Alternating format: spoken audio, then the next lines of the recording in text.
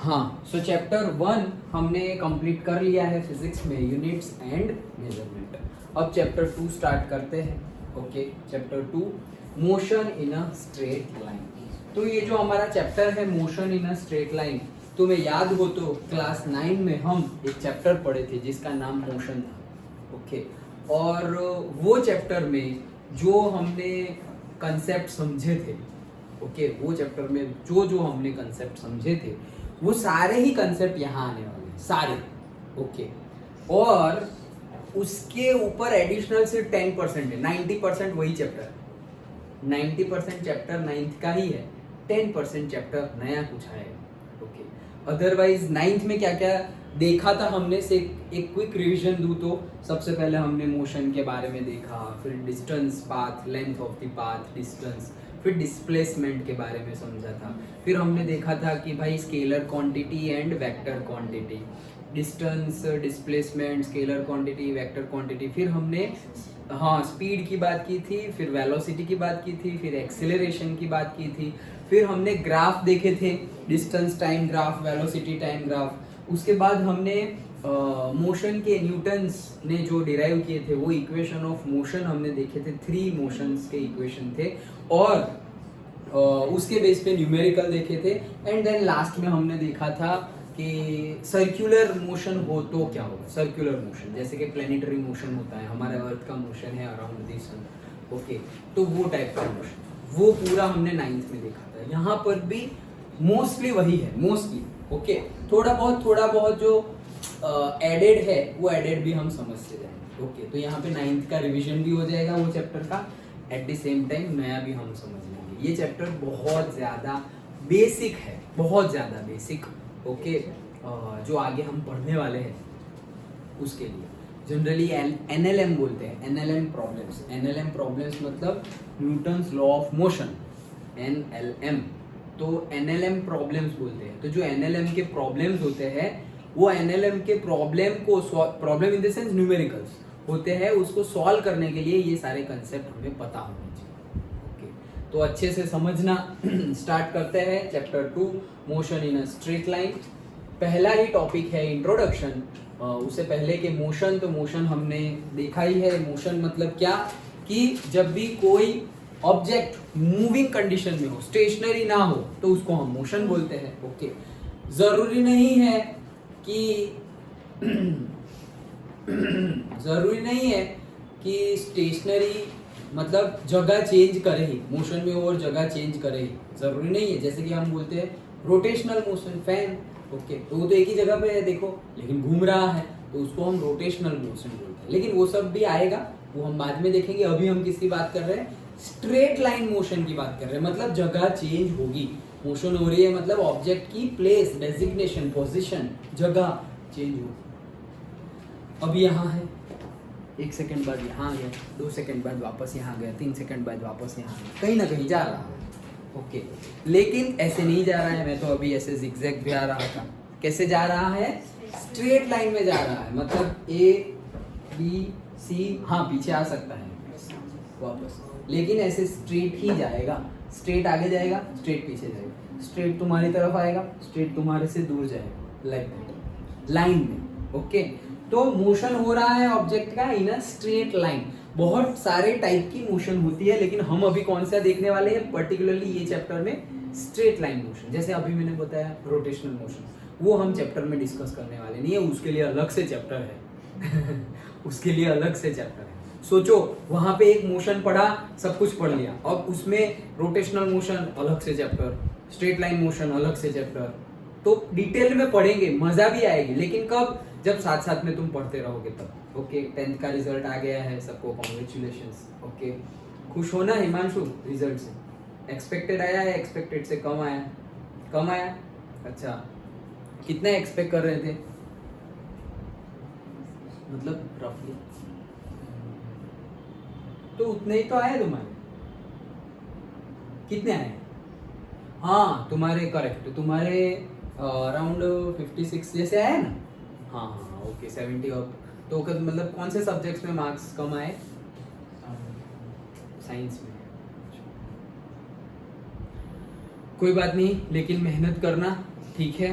जो भी रिजल्ट हो एक्सपेक्टेड हो, तो एक्सपेक्टेड जैसा आया हो, एक्सपेक्टेड जैसा ना आया हो, या जैसा एक्सपेक्ट मतलब कुछ और ही आ गया, ओके वॉट एवर, बट अभी मेहनत करनी है। जो गया उसको तो हम चेंज नहीं कर सकते, जो हो गया वो तो हो गया, उसको तो हम चेंज नहीं कर सकते, बट एटलीस्ट वो जो कसर बाकी रह गई है, तुम्हें लगता था कि यू डिजर्व इट लेकिन मिल नहीं पाया, तो अभी चांस मिला है ना वापस 11th-12th में करके दिखा, ओके। तो 11th-12th में इतनी मेहनत करो कि 12th बोर्ड में वो सब वापस कवर हो जाए। देखो कवर करोगे ना तो पीछे का कोई पूछेगा नहीं, पीछे का कोई नहीं पूछेगा, वो कवर हो जाना चाहिए। अभी तुम्हें नेक्स्ट ईयर के बाद, मतलब अभी तो 11th है, नेक्स्ट ईयर में 12th में आओगे और फिर 12th का रिजल्ट आएगा ना, कोई 10th का नहीं पूछेगा। थोड़े साल शायद कोई पूछे और तुम्हारे फ्रेंड्स लोग पूछे, बाहर कोई नहीं पूछे। फिर कॉलेज पास कर लोगे ना, तो कौन सी कॉलेज में से किया है और कौन सा परसेंटेज आया, कौन सा क्लास आया, वो ज़्यादा मैटर करता है कंपेयर टू कि तुम्हारे 10th और 12th में कितने परसेंटेज थे। कॉलेज का डेजिग्नेशन का एक स्टैम्प मिल जाएगा ना कि IIT, AIIMS, bits Pilani, NIT, कोई भी कॉलेज का स्टैम्प मिल गया, तो कॉलेज का स्टैम्प तो इतना इंपॉर्टेंट हो गया है अभी कि परसेंटेज कितने हैं वो भी नहीं पूछेंगे कॉलेज में कि तुम्हारे कितने परसेंटेज है।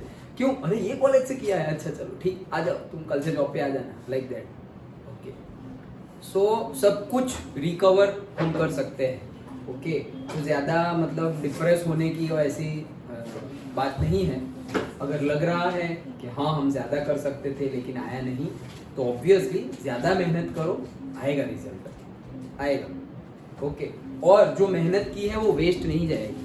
सपोज किसी ने क्लास 9 में इसमें बहुत मेहनत की हो, उसके मार्क्स ना आए, देखो अभी उसको काम आएगा 11th, समझ में आया? वो कहीं ना कहीं काम तो आएगी, कुछ भी वेस्ट नहीं जाएगा, कुछ भी, तुम कोई भी काम करो फिर चाहे अच्छा या बुरा, वेस्ट नहीं जाएगा, ओके। टाइम पास किया तो वो भी वेस्ट नहीं जाएगा, वो टाइम पास का भी रिजल्ट मिलेगा, और मेहनत की वो भी वेस्ट नहीं जाएगी, ओके। तो अच्छे से मेहनत करना। तो फर्स्ट टॉपिक हम देखते हैं, हो गया तुम्हारा? हाँ, तो फर्स्ट टॉपिक देखते हैं इंट्रोडक्शन, ओके। चलो, motion is common to everything in the universe, मतलब यूनिवर्स में कॉमन ही है motion. We walk, run and ride a bicycle, okay. Even when we are sleeping, जब हम सोते हैं तब तो हम मूव नहीं करते, लेकिन हमारे अंदर तो सब मूवमेंट चालू हो गई है ना, ओके। मतलब ब्लड फ्लो हो रहा है, ब्रीथ कर रहे हैं, वो सब जो मूवमेंट में है। सो से air moves into and out of our lungs, blood flows in arteries and veins. Arteries मतलब तो पता है ना, ओके। वो थोड़ा बहुत तो हम बायोलॉजी 10th तक का तो पता ही है, ओके। आर्टरीज मतलब कि जो पाइपलाइन में मतलब हार्ट से जा रहे हो ऑर्गन्स में, वो सारी आर्टरीज, और ऑर्गन से आ रहे हैं हार्ट में, वो है वेन्स, ओके।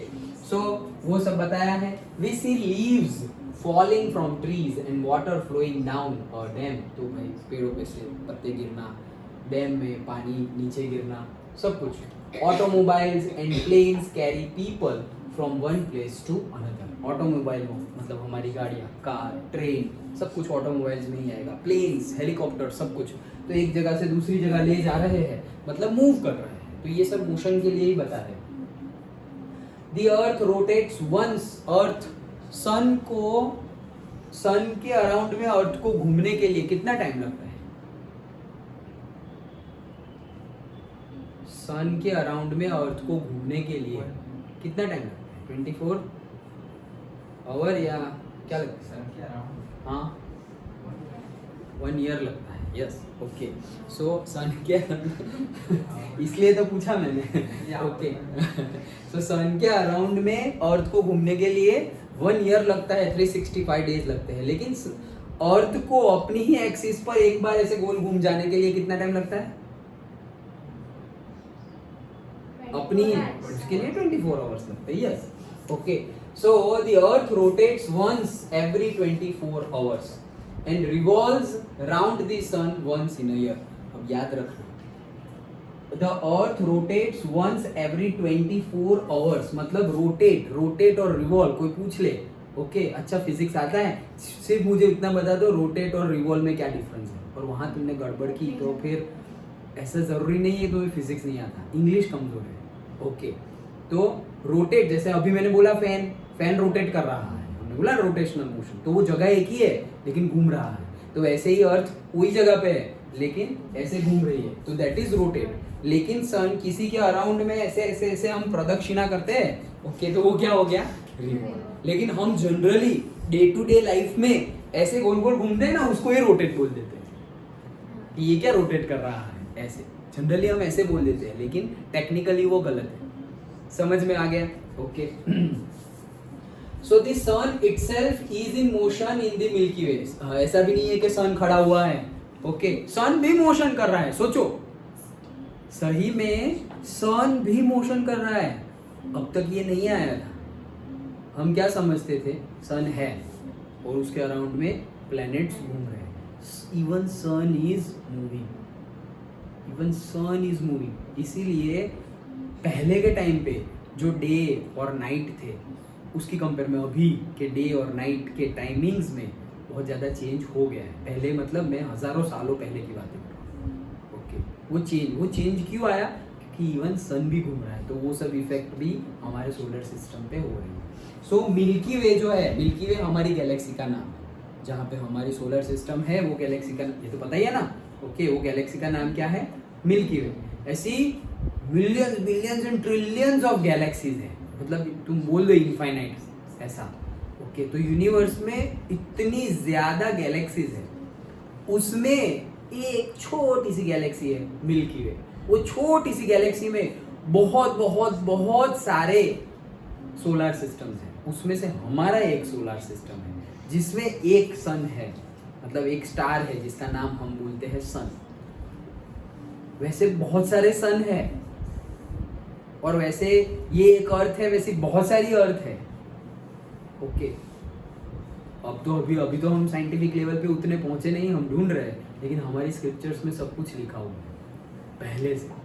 हम जो बोलते हैं ना कि ये लोक वो लोक, लोक नहीं बोलते लोक, जैसे कि शिव जी का बोले शिव लोक, विष्णु जी का विष्णु लोक, ऐसे बोले स्वर्ग लोक, नर्क लोक, तो पर्टिकुलर जगह है, पर्टिकुलर जगह है। लेकिन अभी छोड़ो, हम स्क्रिप्चर में चले जाएंगे, अच्छा, लेकिन है, ओके, देर सवेर हम वहां पे पहुंच ही जाएंगे साइंटिफिकली, ओके।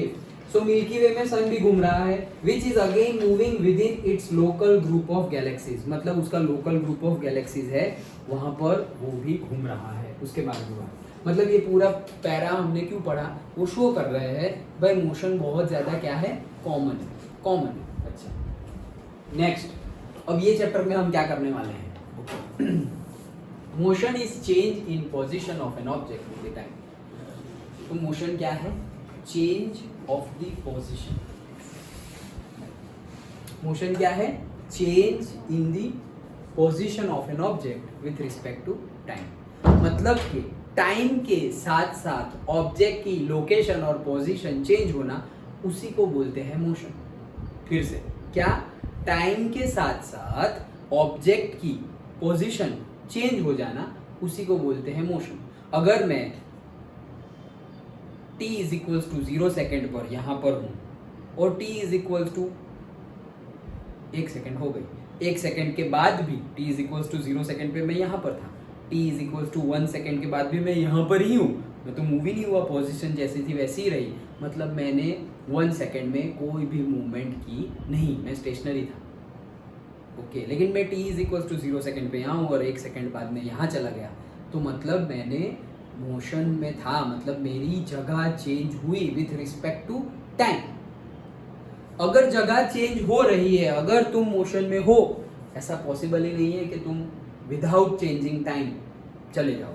मतलब ऐसा हो सकता है कि 0 सेकेंड पे या फिर 5 सेकेंड पे मैं यहाँ हूँ और 5 सेकेंड पर ही मैं यहाँ पर भी हूँ, ऐसा हो सकता है? नहीं हो सकता। एक ही टाइम पे दो जगह कैसे हो सकते हो यार? एक ही टाइम पे दो जगह कैसे हो सकते हो? हाँ, एक ही टाइम पे दो जगह भी टेक्निकली एग्जैक्टली तो नहीं हो सकते, लेकिन थोड़ा बहुत हो सकते हैं। जैसे कि मैं ऐसा बोलूँ कि मैं 6 to 7 के बीच में यहाँ था, मैं ऐसा बोलूँ कि मैं 6 बजे और से 6:30 को मार्गदर्शक ट्यूशन क्लास में था, और फिर मैं बोलूँ मैं 7:30 को भी मार्गदर्शक ट्यूशन क्लासेस पे था, तो क्या इसका मीनिंग ये है कि मैंने मूव ही नहीं किया 1 घंटे में? ऐसा तो नहीं है। लेकिन अगर बड़ा पिक्चर देखे कि मैं तो सिर्फ बोला कि मैं मार्गदर्शक ट्यूशन क्लास पे था, ओके तो उस हिसाब से तो मैं मूव नहीं कर रहा था, क्यों? क्योंकि 6:30 पे भी वहां था और 7:30 पर भी वहां था, मतलब लोकेशन चेंज नहीं हुई। अंडरस्टूड? तो बड़े पर्सपेक्टिव से देखें तो हम शायद बोल सके कि यार एक ही टाइम पे दो अलग अलग जगह पे कैसे थे ऐसे। लेकिन जनरली क्या होता है, जनरली इन द सेंस अगर टेक्निकल टर्म में सही देखे, एक ही समय पे दो जगह हम हो सकते नहीं है। जैसे कि मैं बोलूं कि भाई 6:45 एग्जैक्ट 6:45 PM को मैं यहाँ हूँ, तो फिर मैं कहीं और जगह हो ही नहीं सकता। हाँ, 6:46 को मैं यहाँ की जगह यहाँ हो सकता हूँ, 6:50 को मैं यहाँ की जगह कहीं और हो सकता हूँ, लेकिन वो टाइम अलग है ना, एक ही टाइम पे नहीं हो सकता। मोशन क्या है समझ गए, डेफिनेशन पूछी नहीं जाएगी, लेकिन पूछी जाए तो भी तुम बना के लिख दोगे तो भी चलेगा। क्या? ऑब्जेक्ट की पोजीशन चेंज होना विथ रिस्पेक्ट टू टाइम, इसी को बोलते हैं motion. Done? Okay, change of the position of an object with respect to time is called motion. अच्छा, how does the position change with the time? In this chapter we shall learn how to describe motion, कैसे describe करेंगे वो सब देखेंगे हम। For this we develop the concepts of velocity and acceleration, इसके लिए हम velocity का concept और acceleration का concept भी देखेंगे। We shall confine ourselves to the study of motion of objects along a straight line also known as rectilinear motion। तो हम सिर्फ एक टाइप की मोशन की बात करने वाले हैं ये चैप्टर में। कौन सी? Straight line motion. उसको ये एक मार्क में पूछा जा सकता है, ओके, कि स्ट्रेट लाइन मोशन को कौन सी मोशन बोलते हैं? तो rectilinear motion. Straight line motion का ही दूसरा नाम है क्या? Rectilinear motion. Okay, so straight line motion को रेक्टिलिनियर मोशन भी कहा जाता है। हम बोला है ना, वी शैल कन्फाइन मतलब हम रिस्ट्रिक्ट करेंगे खुद को, आवरसेल्व्स, कि हम स्ट्रेट लाइन मोशन के बारे में ही बात करें। Rotational motion and all that हम अभी डिस्कस नहीं करने वाले इस चैप्टर में। For the case of rectilinear motion with uniform acceleration, rectilinear motion मतलब मोशन इन स्ट्रेट लाइन, और वो क्या बोला है? With uniform acceleration. ये हम पढ़ चुके हैं, लेकिन फिर भी अभी आगे भी पढ़ेंगे, फिर भी बता देता हूँ। यूनिफॉर्म मतलब क्या? जो चेंज ना हो उसको क्या बोलेंगे? यूनिफॉर्म। और ये क्या है? एक्सेलरेशन। मतलब यूनिफॉर्म एक्सेलरेशन मतलब जो एक्सेलरेशन चेंज ना हो रहा हो उसकी बात चल रही है। Uniform acceleration, a set of simple equations can be obtained। तो यूनिफॉर्म एक्सेलरेशन के लिए हम सेट ऑफ सिंपल इक्वेशंस, जो 3 इक्वेशंस ऑफ मोशन है, वो हम डिस्कस करने वाले हैं ये चैप्टर में। Finally to understand the relative nature of motion, तो लास्ट में हम क्या डिस्कस करेंगे? रिलेटिव मोशन के बारे में बात करेंगे। रिलेटिव मोशन के बारे में मतलब तुम वहां पर सपोज रोड पर खड़े हुए हो और मैं बाइक लेके गया हूँ, तो तुम देखो अरे चिराग सर तो देखो 50 के स्पीड से चले गए, ओके। लेकिन तुम ऐसे बाइक लेके जा रहे हो और मैं भी बाइक लेके यहाँ पे जा रहा हूँ और तुम यहाँ से ऐसे बाइक लेके मेरे साथ साथ में ही जा रहे हो, ओके। तुम भी 50 पे चला रहे हो, मैं भी 50 पे चला रहा हूँ। अब तुम्हें ज्यादा नहीं लगेगा कि चिराग सर तो देखो 50 पे चला रहे हैं। क्यों नहीं लगेगा? क्योंकि तुम भी 50 पे चला रहे हो। ओके, इसको बोलते हैं रिलेटिव मोशन। रिलेटिव मोशन मतलब यही चीज जो मैंने अभी बताई। दूसरा एग्जांपल, सपोज तुम बस में बैठे हो, बस चल रही है 50 किलोमीटर पर आवर्स की स्पीड से। कितनी? 50। लेकिन फिर भी तुम बाजू के आदमी को देखोगे तो वो तो स्टेशनरी दिखेगा तुम्हें, वो मूव करता नहीं दिखेगा कि वो 50 की स्पीड से जा रहा है, क्योंकि वो relative motion with respect to you. उसकी 50 किलोमीटर पर आवर की स्पीड किसकी रिस्पेक्ट में है? बाहर कोई खड़ा है उसकी रिस्पेक्ट में है, ना कि अंदर अंदर। अंडरस्टूड? तो वो रिलेटिव मोशन के बारे में भी हम समझेंगे। And lastly we introduce the concept of relative velocity. Okay, relative motion में ही रिलेटिव वेलोसिटी आएगी। नेक्स्ट, सो स्टार्ट करते हैं। वो इंट्रोडक्शन में ही स्टार्टिंग का थोड़ा बता दिया गया है। In our discussion we shall treat the objects in a motion as a point objects. हम हमारे डिस्कशन में ऑब्जेक्ट को कैसे कंसीडर करेंगे? Point object. पॉइंट ऑब्जेक्ट मतलब क्या? तुम बोलोगे कि एक कार मूव कर रही है, तुम बोलोगे कि one car is moving at this kilometre per hour, तो इतने सेकंड पर वो यहाँ थी, तो इतने सेकंड पे कहाँ थी? सपोज हम तो ट्रेन वाले न्यूमेरिकल भी आएंगे, ओके। तो हम बोल दे कि वन ट्रेन, ओके, हम बोल दे कहाँ गया हुआ है, अच्छा, one train is moving with से 60 किलोमीटर पर आवर स्पीड। सो यहाँ पर t इज इक्वल्स टू से 5 सेकेंड और यहाँ पर है t इज इक्वल्स टू से 10 सेकेंड, तो उसकी स्पीड कितनी होगी? t is equals to 5 second और t is equals to 10 second पे उसकी स्पीड कितनी होगी? तो तुम कौन सी स्पीड मेजर करोगे? इसकी मेजर करोगे, ये पॉइंट की मेजर करोगे, या लास्ट पॉइंट की मेजर करोगे? वो हमें पता ही नहीं चलेगा। स्टार्टिंग का पॉइंट लो, बीच का लो, एंड का लो, कौन सा पॉइंट लोगे? इसीलिए हम पूरे एनालिसिस में ट्रेन को क्या कंसिडर करेंगे? एक पॉइंट। भले ही ट्रेन है, ट्रेन ड्रॉ करो, शायद मैं ट्रेन भी ड्रॉ कर दूं, मेरी आदत है न्यूमेरिकल में, लेकिन फिर भी कंसिडर हम क्या करेंगे? पॉइंट। मतलब बोले कि t is equal to 5 second पे ये रही ट्रेन, बताओ velocity. t is equal to 10 second पे ये रही ट्रेन। ओके, मतलब हम कितनी भी लेंथ वाला या कितना भी साइज वाला ऑब्जेक्ट हो, हम कंसिडर क्या करेंगे? Point object. हम कंसिडर क्या करेंगे? Point object. समझ में आया? ओके, कि पूरे एनएलएम में, न्यूटन्स लॉ ऑफ मोशन में, हम क्या कंसिडर करेंगे? पॉइंट ऑब्जेक्ट ही। ऑब्जेक्ट को पॉइंट सोर्स और से पॉइंट ऑब्जेक्ट, मतलब जो हमारा सब्सटेंस है उसको पॉइंट ऑब्जेक्ट ही कंसिडर करेंगे। ओके, हाँ, so point objects, this approximation is valid so far as the size of the object is much smaller than the distance it moved in a reasonable duration of time। तो ये approximation valid भी करेगा ही। क्यों? क्योंकि जो हम बात करने वाले हैं डिस्टेंस की, हम किलोमीटर में बात करेंगे, तो पॉइंट ऑब्जेक्ट है तो चलेगा। ओके, और टाइम की बात करेंगे तो वो वैलिड ही है। In a good number of situations in real life, the size of the objects can be neglected and they can be considered as a point-like objects without much error। तो real life situations में भी ऐसा नहीं है कि यहाँ के numerical solve करने के लिए हम ऐसा कर रहे हैं, नहीं। रियल लाइफ हमारे न्यूमेरिकल भी रियल लाइफ न्यूमेरिकल्स ही होते हैं। फर्स्ट चैप्टर के हमने सॉल्व किए थोड़ा बहुत, जैसे पेंडुलम था, तो रियल लाइफ में होता है भाई पेंडुलम। ओके, फिर तो डायमेंशन एनालिसिस के न्यूमेरिकल्स एंड ऑल थे।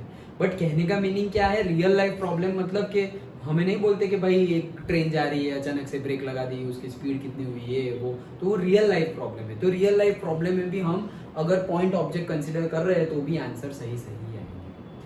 अंडरस्टूड? ओके, चलो then next, in kinematics we study ways to describe motion without going into the causes of motion। देखो, देयर आर, मतलब ये जो हम मोशन को स्टडी कर रहे हैं ना, वो मोशन को स्टडी करने की ब्रांच जो है उसको हम बोलते हैं मैकेनिक्स।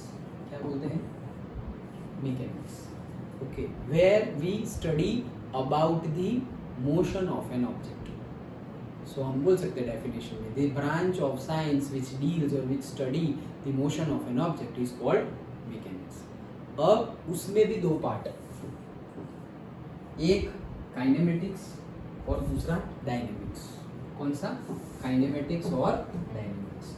तो ये जो मैकेनिक्स में हमने क्या बोला डेफिनेशन में, कि अगर मोशन हो रही है और मोशन के ऊपर स्टडी कर रहे हो, एनालिसिस कर रहे हो, उसको क्या बोलेंगे? मैकेनिक्स। मोशन हो रही है और मोशन के ऊपर डिस्कशन कर रहे हैं, हम स्टडी कर रहे हैं, एनालिसिस कर रहे हैं, तो उसे क्या बोलेंगे हम? मैकेनिक्स। तो काइनेमेटिक्स और डायनेमिक्स किसे बोलेंगे? अगर जो मोशन हो रही है वो कौन से फोर्स की वजह से हो रही है, कौन से फोर्स लगा जिसकी वजह से ये मोशन हो रही है, उसको अगर तुम कंसीडर करोगे वो फोर्सेस को, तो उसको बोला जाएगा डायनेमिक्स। लेकिन फोर्सेस के साथ तुम्हारा कोई लेना देना नहीं है, भले ही कोई भी फोर्स लगाया हो, किसी ने भी धक्का मारा हो, लेकिन ऑब्जेक्ट मूव कर रहा है ना, हमें मूवमेंट के साथ लेना देना है। तो हम कॉजेज ऑफ मोशन के बारे में डिस्कस ना कर रहे हो तब उसको बोलेंगे काइनेमेटिक्स। मोशन के बारे में बात कर रहे हो तो मैकेनिक्स, लेकिन मोशन किस वजह से हुई, कॉजेज। ओके, तो कॉजेज के बारे में भी एनालिसिस करे, डिस्कस करे, स्टडी करे, तो हो जाएगा डायनेमिक्स। लेकिन विदाउट कॉजेज, भाई कॉजेज कुछ भी हो, किसी ने भी धक्का मारा हो या कुछ भी हुआ हो, अभी ऑब्जेक्ट की एक्सेलरेशन क्या है, कोई बोला कि भाई एक पत्थर एक बिल्डिंग से गिरा और उसका तुम कुछ फाइंड कर रहे हो, एक्सेलरेशन एंड ऑल, कि भाई से 50 मीटर की एक बिल्डिंग है, 50 मीटर की, उसके ऊपर से पत्थर गिरा, ओके, और वो 30 मीटर पे आ गया, तो उसके एक्सेलरेशन कितना होगा वो फाइंड करो। तो अब तुम यहाँ पे वो कंसेप्ट, सर पत्थर किसने फेंका था, भाई छोड़ना, तुझे क्या लेना देना पत्थर किसने फेंका था, एक्सेलरेशन पूछा है तो एक्सेलरेशन की बात करेंगे। तो मोशन जो हो रही है उसका कॉज, उसके कॉज के बारे में हम डिस्कस नहीं कर रहे हैं, वो क्या है, काइनेमेटिक्स। लेकिन कॉज के बारे में डिस्कस करेंगे, वो भी आएगा कि भाई इसने धक्का मारा था इतने न्यूटन का, तब जाके इतना वेलोसिटी हुआ। तो तुम कॉजेस के बारे में डिस्कस करो कि इतने न्यूटन का फोर्स लगाया, फिर ऑब्जेक्ट मूव करने लगा इतनी वेलोसिटी से, तो वो स्टडी को हम क्या बोलेंगे, डायनेमिक्स। समझ गए? Okay. So in kinematics we study the ways to describe the motion without going into the causes of motion. When causes of motion described in this chapter and what causes motion described in this chapter and the next chapter forms the subject matter of chapter 4. मतलब जो cause कर रहा है ना motion को, जो motion को cause कर रहा है, उसी के बेस पे हम नेक्स्ट चैप्टर पढ़ेंगे. ओके, मतलब मोशन कोई भी चीज़, जैसे हमने लॉ ऑफ इनर्शिया पढ़ा था क्लास 9 में. ओके, क्या था लॉ ऑफ मोशन, कि कोई चीज़ रेस्ट पे हो ना तो वो रेस्ट पे ही रहेगी, और कोई चीज़ मोशन में हो ना तो वो मोशन में ही रहेगी, जब तक उस पर कोई एक्सटर्नल फोर्स ना लगाया जाए तब तक. ओके, लॉ ऑफ इनर्शिया तो वही बोल रहे हैं कि अगर मेरा ऑब्जेक्ट स्टेशनरी था और अब मोशन में आ गया, कुछ तो हुआ होगा ना, किसी ने उसको धक्का मारा होगा, किसी ने उसको खींचा होगा, किसी ने मैग्नेटिक फोर्स अप्लाई किया होगा, कुछ तो हुआ होगा, तब जाके वो मोशन में आया. वो क्या हुआ है उसके साथ हमें इस चैप्टर में कोई लेना देना नहीं है, क्योंकि हम स्टडी करने वाले हैं काइनेमेटिक्स. लेकिन क्या हुआ, किसी ने मैग्नेट लगाया, उसकी वजह से ये ऑब्जेक्ट मूव करने लगा, क्योंकि वो आयन का था इसलिए, तो वो फिर कॉजेज का डिस्कशन करेंगे, स्टडी करेंगे, तो वो डायनेमिक्स हो जाएगा. अंडरस्टूड? तो ये पूरा हमारा इंट्रोडक्शन था. स्टार्टिंग में इंट्रोडक्शन में हमने देखा कि भाई मोशन बहुत ज़्यादा जनरल है. ओके, बहुत ज़्यादा एग्जांपल्स देखे हमने मोशन के. Okay, day to day life वाले भी एग्जांपल्स देखे. उसके बाद हमने बोला कि अभी हम कैसे डिस्कस करेंगे, तो हम वेलोसिटी को डिस्कस करेंगे, एक्सेलरेशन को डिस्कस करेंगे, यूनिफॉर्म एक्सेलरेशन पे हम इक्वेशन ऑफ मोशन ढूंढेंगे. ओके, वो सब डिस्कस करेंगे. एंड देन हम पॉइंट ऑब्जेक्ट कंसिडर करेंगे सबको. ओके, पॉइंट ऑब्जेक्ट ही कंसिडर करेंगे, डे टू डे लाइफ में भी वही कर रहे हैं, और वो जो कर रहे हैं वो सही ही है, उसमें जो रिजल्ट मिल रहे हैं वो सही मिलेंगे. क्यों? क्योंकि हम बहुत ज़्यादा किलोमीटर की बात कर रहे हैं और विथ एक प्रॉपर टाइम की बात कर रहे हैं. हम बहुत छोटे टाइम के लिए भी बात नहीं कर रहे हैं. ओके, सो इसलिए यही हमने देखा. और फिर लास्ट में हमने देखा काइनेमेटिक्स. तो मैकेनिक्स के 2 पार्ट हैं, स्टडी ऑफ मोशन मैकेनिक्स, और विदाउट कॉजिंग द मोशन, अगर हम मतलब कॉजेज के बारे में हम डिस्कस ना करें और फिर मोशन की स्टडी करें तो काइनेमेटिक्स.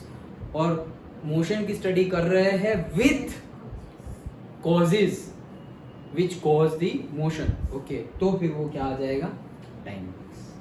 अंडरस्टूड? ये हमारा इंट्रोडक्शन था. समझ में आ गया हम क्या करने वाले हैं और इंट्रोडक्शन क्या है चैप्टर.